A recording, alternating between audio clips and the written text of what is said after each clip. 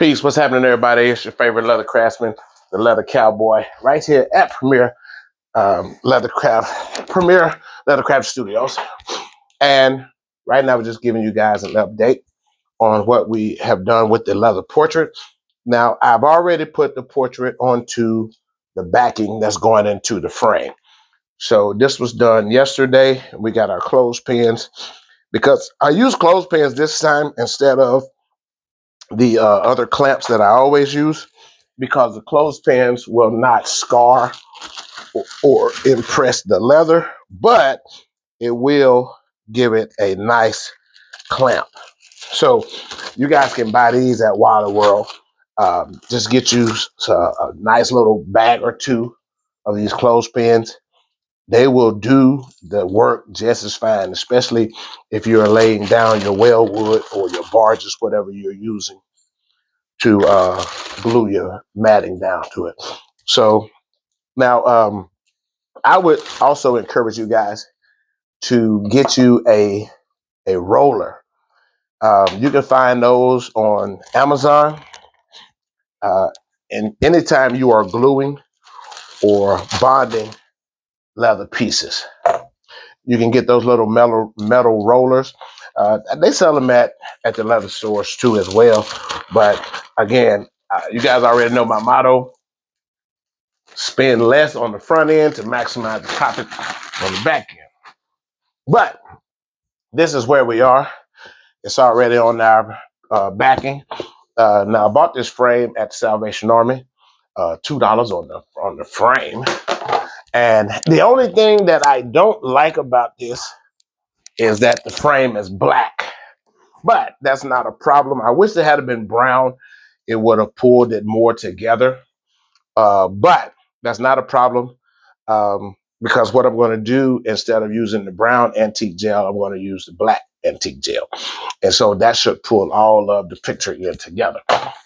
It's only one more thing that's left to do, and that's to put our corner designer pieces on here.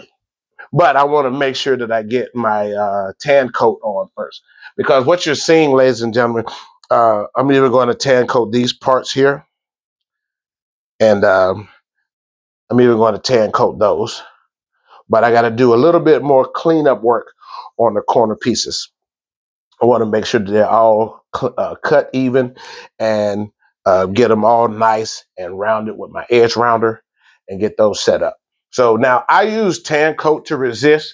You can use any number of products to resist. Super Sheen is another good one if you're going to use it resist. Now they also sell the Pro Resist at Tandy, but you probably can pick that up at any leather craft supply store as well. But since I'm already buying the big bottles of Super Sheen, and also just went and bought a big bottle of tan coat, but you can use any of those products to resist. So, and that's exactly what it's going to do. You tan coat the parts that you don't want to be antiqued. So, and most of the times in leather crafting, you're going to put those around your florals, and around the letters here, just so, because you want your antique gel to go down into the cuts. And that's what's going to raise and make your artwork stand out when that antique gel gets into those cuts. So this is where we are right now, ladies and gentlemen. I'm going to go ahead and start tan coating this. Now, you can also go to like a Hobby Lobby or a Michael's and get you some paint brushes. And this is what I use to antique or to put my resist down. Put these down with my resist. And you can buy a bag of these artistry paint brushes. They're very great. Horsehair is in here, and they also have some angle tips. So if you're really trying to get close, like if I was, I'm going to use the angle brush in the corners here, just so it doesn't get onto the outside parts of the frame. So, but again, ladies and gentlemen, just giving you guys an update.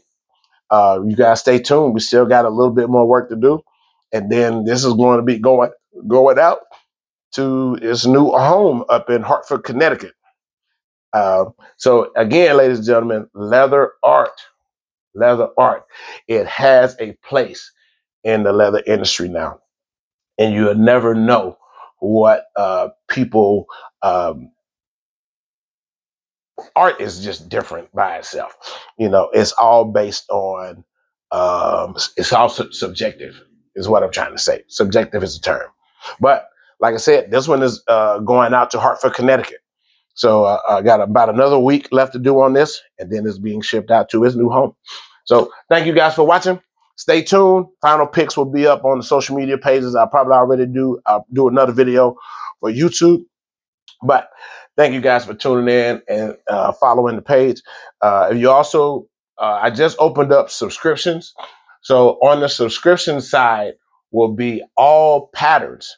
So if you subscribe to the page, there will be free downloadable patterns on there, array of different projects that you guys can choose and get into. Everything from knife sheaths to guitar straps.